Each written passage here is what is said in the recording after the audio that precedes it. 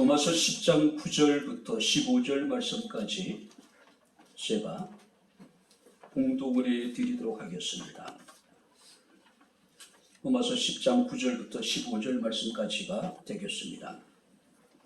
내가 만일 내 입으로 예수를 주로 시인하며 또 하나님께서 그를 죽은 자 가운데서 살리신 것을 내 마음에 믿으면 구원을 받으리라. 사람이 마음으로 믿어 의에 이르고 입으로 시인하여 구원에 이르느니라. 성경에 이르되 누구든지 그를 믿는 자는 부끄러움을 당하지 아니하리라 하니 유대인이나 헬라인이라 차별이 없음이라. 한 분이신 주께서 모든 사람의 주가 되사 그를 부르는 모든 사람에게 부요하시도다.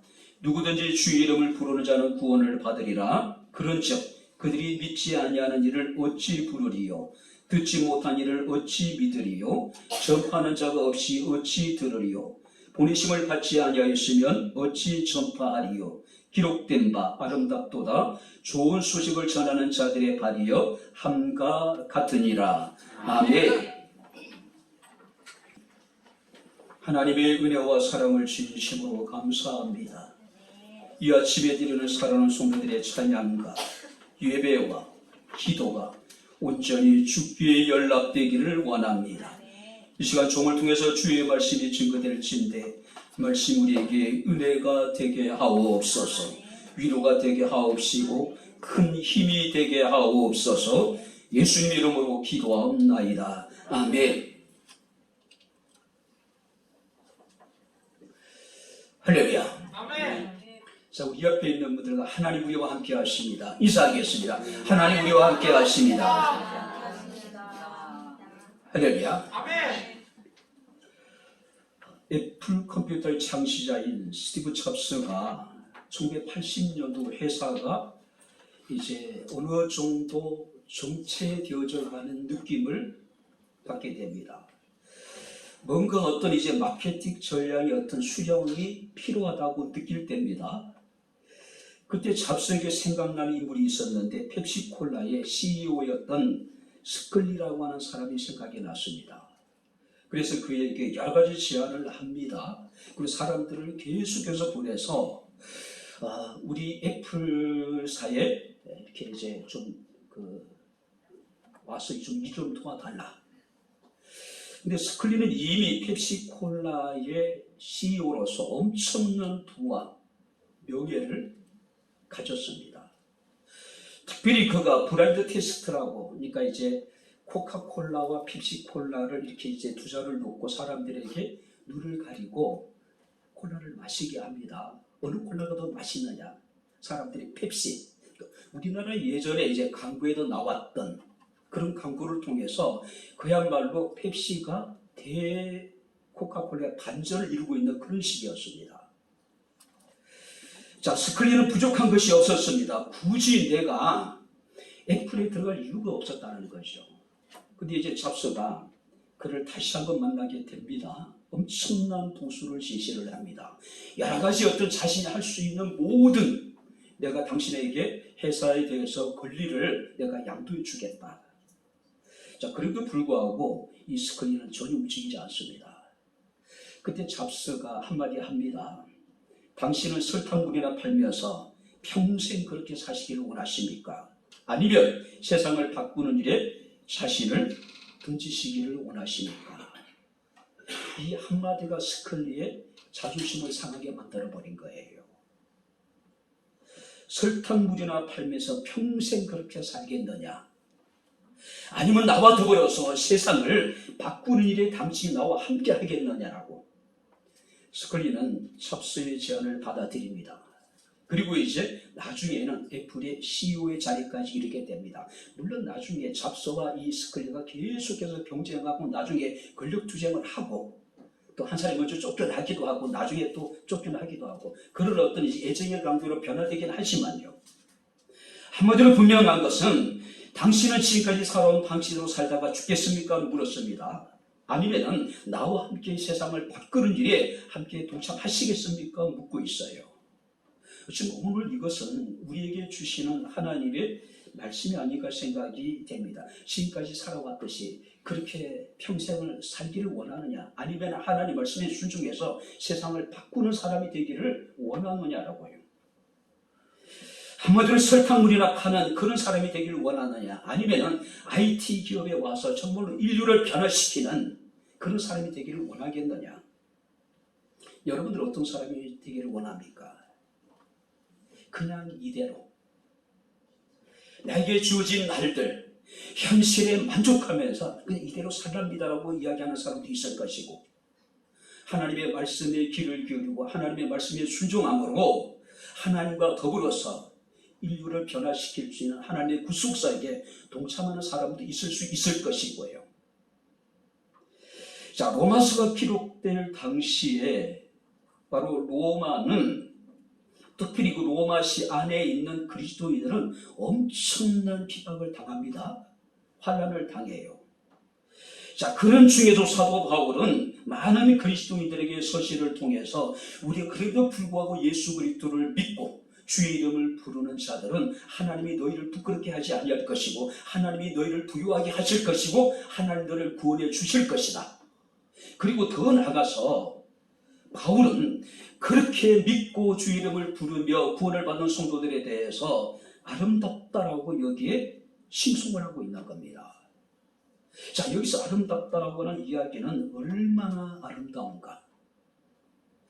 자, 그리스도의 복음을 듣고 믿고 주의 이름을 부르며 복음을 전하는 모든 사람들이 정말 하나님 앞에 아름답다라고 이야기하고 있는 겁니다. 오늘 주를 믿는 우리가 아름답습니다. 할렐루야. 주의 이름을 부르며 주를 찬양하는 우리가 아름답습니다. 할렐루야. 그리고 세상에 복음을 전하는 우리가 아름다운 사람들이라는 것이죠. 자, 그렇다면 오늘 여기서 바울이 말씀하고 있는 바로 아름다운 사람들이라는 구체적으로 어떤 사람들일까? 이 아침에 우리가 함께 말씀을 통해서 함께 은혜를 나누는 시간을 갖도록 하겠습니다. 자, 11절 말씀을 우리 다시 한번 같이 읽겠습니다. 10절 다 같이 읽겠습니다. 성경에 이르되 누구든지 그를 믿는 자는 부끄러움을 당하지 아니하리라 하니, 그를 믿는 자들이 아름다운 사람들이래요. 그리고 그를 믿는 자들은 바로 결코 부끄러움을 당하지 않을 것이라고 이야기를 합니다. 자, 여기서 믿는 자는 예수 그리스도가 주 되심을 믿는 모든 사람들이 아름답답니다. 그래서 우리가 9절 10절 말씀을 보게 되면 내가 만일 내 입으로 예수 그리스도를 주로 시인하고 또 하나님께서 그를 죽은 자 가운데 살리신 것을 내 마음에 믿으면 내가 구원을 받게 될 것이다. 예수 그리스도를 마음으로 믿고 입으로 시인하고 예수 그리스도가 죽은 자 가운데서 다시 살아나신 것을 믿으면 우리가 구원을 받을 뿐만 아니라 하나님께서 우리를 부끄럽지 않게 하실 것이고, 특별히 바울은 10절 말씀에 보게 되면 사람이 마음으로 믿어 의에 이르고 입으로 시인하여 구원에 이르게 될 것이다. 자, 여기서 시인한다는 이야기는 동의한다는 이야기입니다. 찬성한다는 이야기예요. 마음으로 믿어 입으로 시인한다는 것은 마음으로 진심으로 동의하고 그 동의한 것을 입술로 고백하는 것. 개인적인 동의 차원을 뛰어넘어서 모든 사람들 앞에서 공적으로 자신의 믿는 바를 고백할 수 있는 사람들. 어떤 분이 수십 년을 직장 생활을 했음에도 불구하고 그 직장 내 누구도 그가 그리스도인이라는 것을 알지 못했어요. 정말로 그가 예수를 잘 믿은 것일까? 정말로 처세를 얼마나 잘했으면은 십수년을 교회를 다녔음에도 불구하고 직장을 다녔음에도 불구하고 아무도 그를 그리스도인이라는 걸 알지 못했다. 여러분들의 생각은 어떻습니까? 저는 굉장히 심각한 문제예요. 과연 그가 직장생활 속에서 정말로 제대로 하나님을 믿고 신앙생활을 했다면은 하루 이틀이라면은 그가 그리스도인이 그리스도인이라는 것이 많은 사람들에게 밝혀질 수밖에 없지요. 그런데 얼마나 처세를 잘했기에 십수년을 직장을 다니면서도 불구하고 그가 예수를 믿는 사람이라는 것을 사람들이 알 수 없었다면 문제가 아닐까요? 마음이 없는 신앙을 입으로 말하는 것은 위선입니다. 거짓입니다. 바로 신앙을 입으로 고백하지 아니하고 신하지 않는 믿음은 불완전한 믿음입니다. 우리가 고백이 없는 신앙은 죽은 신앙입니다. 마치 여러분들이 표현되지 않는 신앙은 사랑이 아니듯이요. 그렇죠?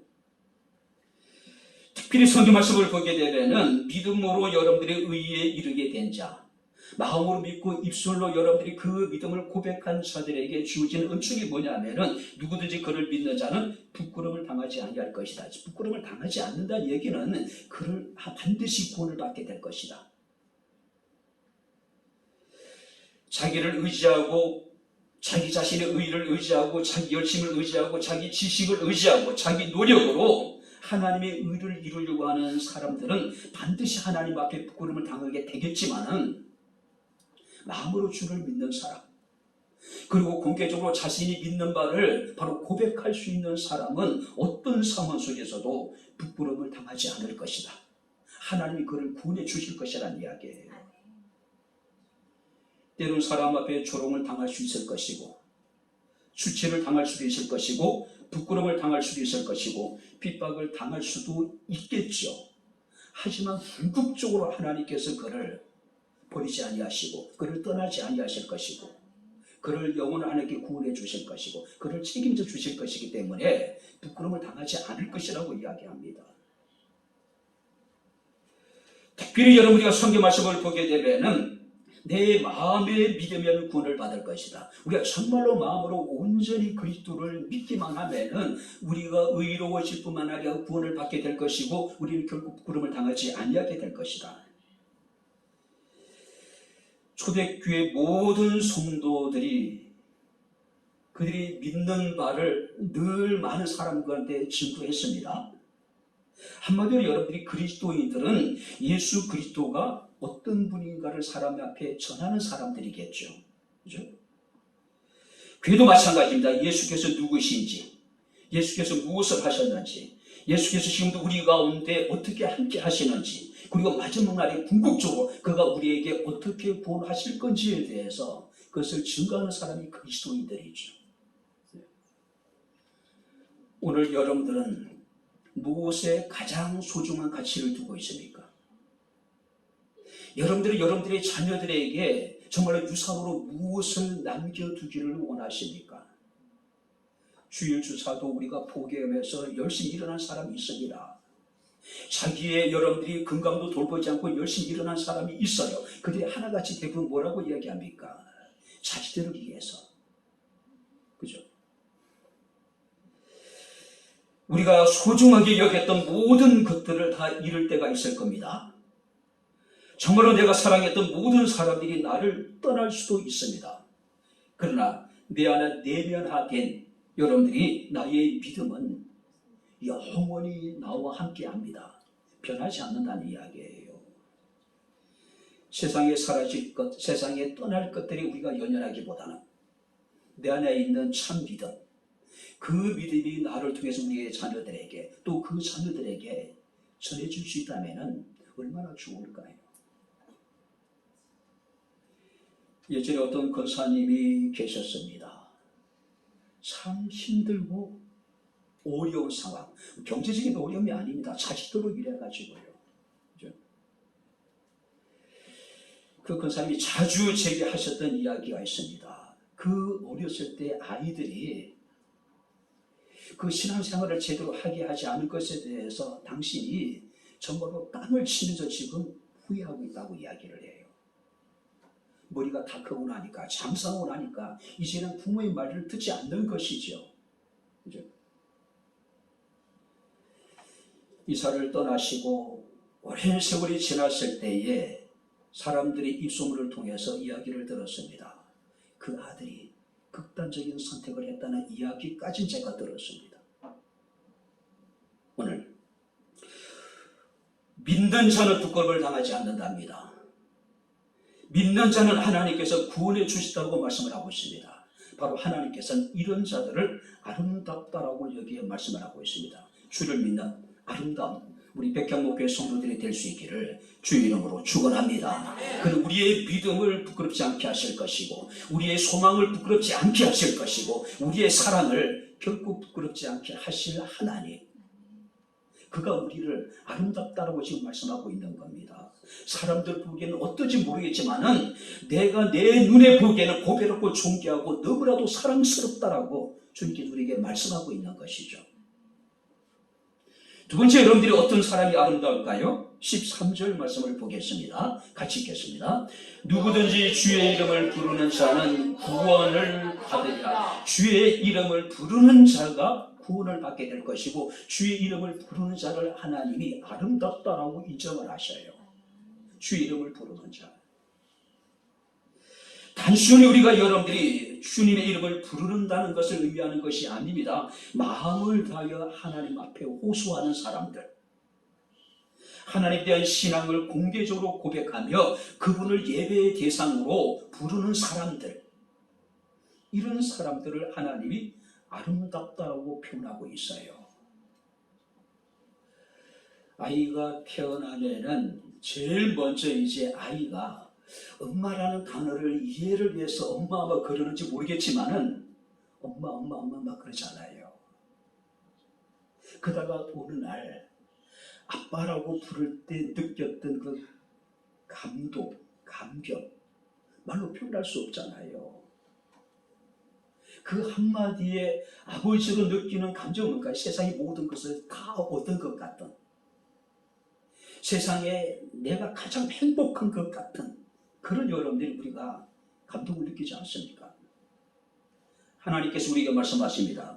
누구든지 주의 이름을 부르는 자는 구원을 얻을 것이다라고요.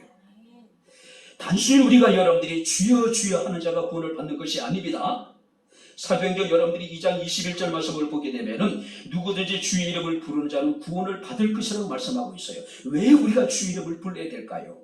사도행전 4장 12절 말씀을 보게 되면은 다른 이로서는 구원을 받을 수 없나니 천하 사람 중에 구원을 받을 만한 다른 이름을 우리에게 준 일이 없다라고 이야기를 해요. 예수의 이름만이 유일하게 우리가 구원을 받을 수 있는 여러분들이 권세가 있기 때문에, 능력이 있기 때문에 예수 이름을 부르는 자는 구원을 받겠다라고 말씀을 하고 있습니다. 특별히 우리가 마태복음 7장 예수께서 말씀하시기를 나더러 주여 주여 하는 자마다 다 천국에 들어갈 것이 아니라고 이야기를 합니다. 다만 하늘에 계신 내 아버지의 뜻대로 행하는 자들이 천국에 들어가게 될 거라고 이야기를 해요. 그러니까 우리가 습관적으로 주여 주여 부르는 자들이 구원을 받는 것이 아니라 주님의 이름을 부를 뿐만 아니라 하늘에 계신 아버지의 뜻을 쫓아 행하는 사람들이 구원을 받을 것이다. 주여 주여 부르는 것이 중요한 것이 아니라 주님의 이름을 부르면서 하나님의 뜻대로 살아가는 사람들, 이런 사람들이 바로 주님 앞에 아름다운 사람들이래요. 한국 교회에 수많은 교인들이 있습니다. 수만 명이 모이는 교회도 있고 또 수십만 명이 모이는 교회도 있다라고 이야기를 합니다. 정말로 그들이 주 이름을 부를 때에 정말로 그리스도에 대한 거룩한 두려움을 갖고 그래 정말 주 이름을 부르고 있을까? 주의 이름이 여러분 우리가 궁극적인 목적이 되어야 되는데 자신이 원하는 것을 이루고 자신이 원하는 것을 받기 위해서 많은 사람들은 주의 이름을 부르고 있지 않을까요? 성경을 보게 되면 그런 사람들은 바로 경건을 자신의 이익의 도구로 사용하는 사람들입니다. 예수 이름이 수단이 되어진 사람들입니다.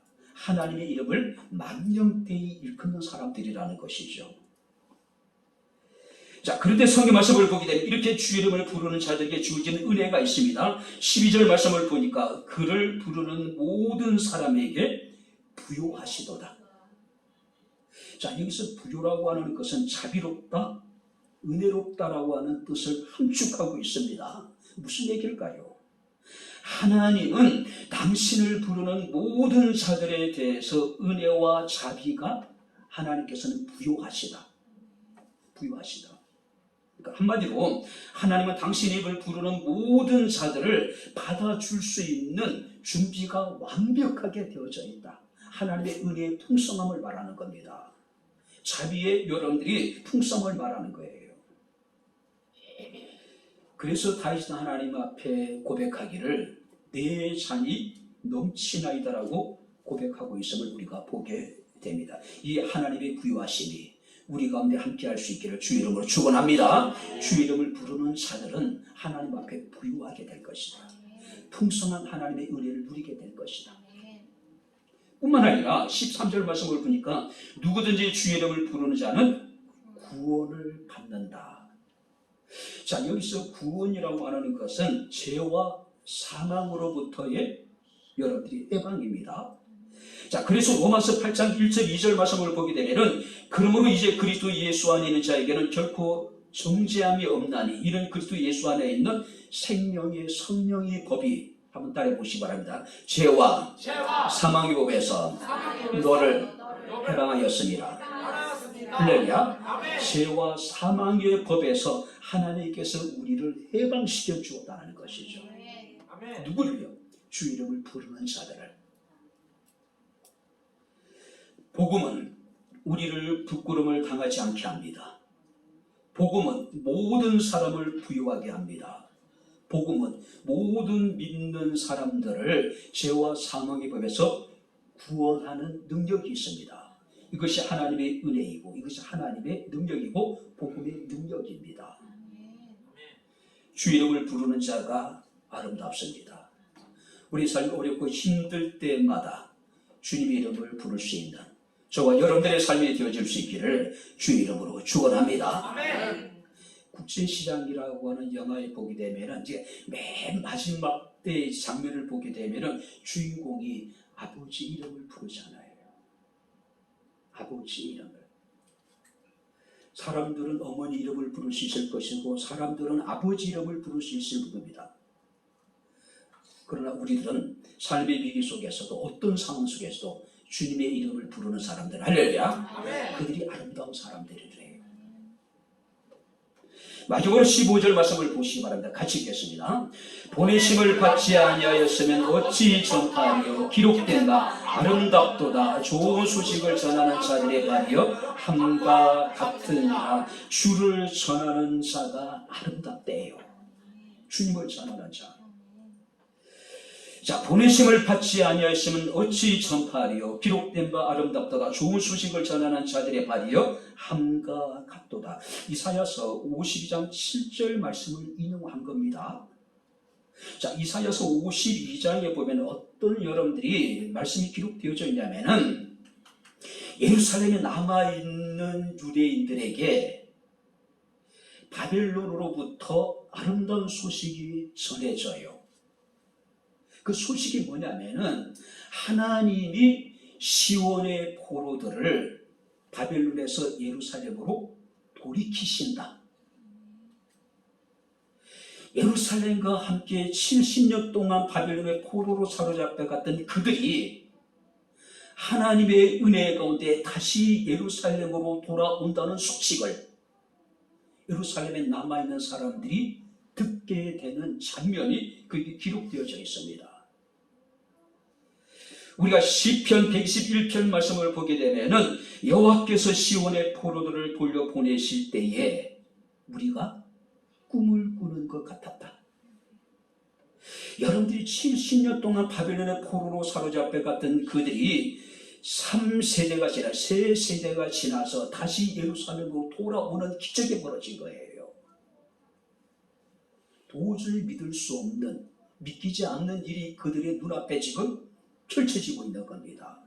그 소식을 지금 산을 넘어서 사람들이 달려와서 예루살렘 사람들에게 지금 전파하고 있는 거예요. 마찬가지입니다. 바로 주님을 전하는 자들이 복이 있다. 주님을 전하는 자들이 복이 있다. 다시 말해서 복음을 전하는 자들이 복이 있다고 여기에 말씀하고 있음을 우리가 보게 됩니다. 여러분들이 하나님 보시기에 하나님께서 가장 기뻐하신 일이 어떤 일일까요? 하나님이 행하신 일들을 전하는 일이 아닐까요? 그죠? 여러분들의 자녀들이 여러분들을 위해서 할 수 있는 가장 아름다운 일이 어떤 일이 있을까요? 우리의 자녀들이 그 부모들이 하신 일들에 대해서 다른 사람들에게 자랑할 때 부모는 마음이 굉장히 기쁘겠죠. 여러분들이 즐겁지 않을까요? 하나님도 마찬가지인 것 같아요. 하나님의 행하신 일들을 전하는 자들의 발이 아름답다라고 성경에 말씀하고 있습니다. 근데 중요한 것이 있어요. 성경 말씀하니까 그런즉 그들이 믿지 아니하는 일을 어찌 부르리요 듣지 못한 일을 어찌 믿으리요 전파하는 이가 없이 어찌 들으리요 보내심을 받지 아니하였으면 어찌 전파하리요. 무슨 얘기입니까? 부르심과 부름과 믿음과 들음과 전함과 보내심. 우리가 이걸 거꾸로 읽으면 됩니다. 보내심을 받지 않으면 어찌 전파하겠느냐? 전파하는 사람이 없이 어찌 들을 수 있겠느냐? 듣지 못하니가 어찌 믿을 수 있겠느냐? 믿지 못하니가 어찌 하나님 이름을 부를 수 있겠느냐? 여기서 반복되는 단어가 있습니다. 어찌 무슨 얘기일까요? 여기에 나오는 이 네 가지의 일들이 다 하나하나가 중요한 문제라는 거죠. 여러분들이 보냄을 받은 것, 전파하는 것, 듣는 것, 믿는 것, 그리고 하나님 이름을 부르는 것이 다 중요한 일이라는 거죠. 하나도 소홀할 수 있는 것이 없다는 이야기예요. 하나님의 보내심을 받은 자가 아름다운 사람들입니다. 그리고 여러분들이 그것을 전파하는 사람이 아름다운 사람이고 듣는 사람이 아름다운 사람이고 믿는 사람이 아름다운 사람들이고 믿고 하나님 이름을 부르는 사람들이 아름답다라고 이야기를 하고 있습니다. 중요한 것은요, 먼저 하나님의 보내심을 받고 그리고 하나님이 행하신 일들을 전파하는 일이 가장 중요하다는 것이죠. 왜냐하면 전하지 않는데 어찌 들을 수 있고 들을 수 없는데 어찌 믿을 수 있겠어요? 믿지 못하는데 어찌 하나님을 부를 수 있겠느냐는 이야기예요. 전해야지만이 들을 수 있고 들어야지만이 믿을 수 있고 믿어야지만이 우리가 하나님 이름을 부를 수 있는 거 아니겠어요? 특별히 중요한 것은 보냄을 받는 것. 자, 우리가 예레미야 14장 14절 말씀이니까 이런 말씀이 있습니다. 여호와께서 내게 이르시되 선지자들이 내 이름으로 거짓 예언을 하도다. 내가 그들을 보내지 아니하였고 그들에게 명하거나 이르지 아니했는데 그들이 거짓 예언을 하고 있다. 거짓 하나님의 계시를 전하고 있다. 중요한 것은 우리가 그가 보냄을 받은 사람인지 보냄을 받지 않는 사람인지를 우리가 먼저 제일 깨닫는 게 중요한 거예요. 그죠? 분명히 확실한 것은 우리는 하나님으로부터 보내심을 받은 자리입니다. 할렐루야. 아멘. 여러분들의 삶의 현장에, 여러분들의 가정에, 직장에 하나님이 우리를 보내셨다라고 하는 사실이에요. 자, 보내심을 받은 자는 반드시 전해야 되겠죠. 우리가 전하는 것 사람들이 듣고 우리가 전하는 것을 듣고 사람들이 믿게 될 것이고 그 믿은 사람들이 주의 이름을 부르게 될 것이라는 이야기죠. 그죠? 복음을 우리가 전하지 않으면 사람들이 복음을 들을 수 없을 것이고 사람들이 듣지 못하면 믿을 수 없을 것이고 믿지 못하면 주의 이름을 부를 수도 없을 것이라고 하는 사실이에요. 우리는 반드시 우리의 삶의 현장에서 복음을 전해야 될 사명을 가진 사람들입니다. 왜냐하면 복음은 우리를 부끄럽지 않게 하고 복음은 우리를 부유하게 하고 복음은 우리에게 구원을 주는 좋은 소식이기 때문에 그렇습니다. 그래서 오늘 바울은 아름답다라고 여기에 노래하고 있는 겁니다. 하나님의 은혜를 입은 자로서 하나님의 은혜를 갚는 심정으로 우리의 삶의 현장에서 하나님께서 우리 가운데 행하신 일들을 증거할 수 있는 저와 여러분들의 삶이 될 수 있기를 주의 이름으로 축원합니다. 특별히 하나님의 말씀만 8절 말씀 보니까 우리가 전해야 될 것은 하나님의 말씀만이에요. 자신의 생각, 자신의 경험이 아니라 하나님께서 우리에게 주신 하나님의 믿음의 말씀만을 전해야 된다는 것이죠. 그러므로 믿음은 들음에서 나며 들음은 그리스도의 말씀이기 때문에 우리는 말씀만 우리가 전하는 겁니다.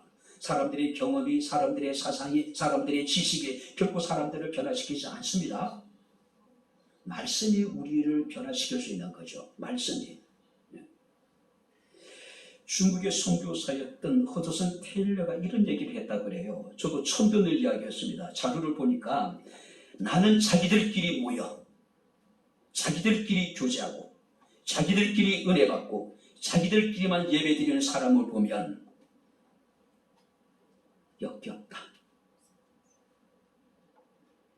교회 안에서 우리끼리 모여서 우리끼리 교제하고 우리끼리 은혜 받고 우리끼리 예배하는 것만큼 역겨운 것이 없대요. 우리가 보기 참 좋은데 그렇지 않습니까? 우리끼리 똘똘 뭉쳐서 우리끼리 함께 교제를 하고 우리끼리 함께 은혜를 받고 우리끼리 서로만 예배드리면 참 얼마나 좋아요. 그런데 허드슨 테일러는 그것을 역겹다라고 표현을 하고 있더라고요. 한마디로 그 이야기는 매 주일마다 사람들이 자기들을 위한 잔치를 벌이고 자기들끼리 배부르고 그리고 자기들끼리 각자 돌아간다는 것이죠. 교회가 세상에 아무런 영향력을 미치지 못한다는 것이죠. 이걸 경계하고 있는 것이죠. 오늘 우리는 본의심을 받은 사람들입니다. 전해야 될 책임이 있고 우리가 전하는 걸 사람들이 듣고 사람들이 믿고 그 믿음을 가지고 사람들은 하나님의 이름을 부르게 되겠죠. 제가 조만간에 반드시 한번 가보고 싶은 곳이 있습니다. 전라도 신안 앞바다에 있는 증도라고 하는 섬이에요. 그 섬에 우전리라고 하는 백사장이 있는데 이 우전리는 1950년 10월 달에 공산당들에 의해 가지고 문중경 전도사님이 순교하신 곳이에요. 문중경 전사님. 이 여자 전사님은 섬을 돌아다니면서 100개의 교회를 세웁니다. 그래서 한국 교회는 그녀를 섬성교회 어머니라고 불러요. 그가 전도했던 사람들 가운데 CCC의 김준건 목사님.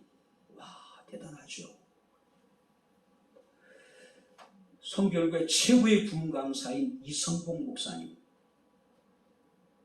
그리고 중앙성결교회의 이만신 목사님, 그야말로 한국교회의 기라성과 같은 인물들이 이 문중경 전사님을 통해서 하나님을 믿습니다. 구원을 받아요. 많은 사람들이 문중경 전사님을 생각할 때마다 빼놓을 수 없는 것이 그녀의 고무신이라고 이야기를 합니다. 당시 여러분들이 우리가 도로가 포장이 안 돼 있기 때문에 대부분 여러분들이 우리가 이렇게 흙길을 많이 걷잖아요. 고무신 한 켤레 신으면 잘 신으면 평생을 신을 수 있다고 얘기를 해요. 전 모르겠어요. 어릴 때 고무신을 꽤 많이 신었는데 초등학교 3학년 때까지. 근데 그는 섬을 돌아다니면서 복음을 전하느라고 9켤레의 고무신이 다 달아서 바닥을 드러낼 정도로. 문중경 전사님의 사역에 대해서 많은 사람들은 고무신 행전이라고 이야기를 하고 있습니다. 그의 기념관에 가게 되면은 많은 사람들이 찾고 많은 사람들이 그곳에서 감동을 받는다 그래요. 꼭 가고 싶은 곳이에요. 가보고 싶은 곳. 그죠? 오늘 우리는 우리끼리가 아니라 우리가 함께 예배하면서 바로 하나님이 우리 가운데 행하시던 일들을 우리는 들었습니다.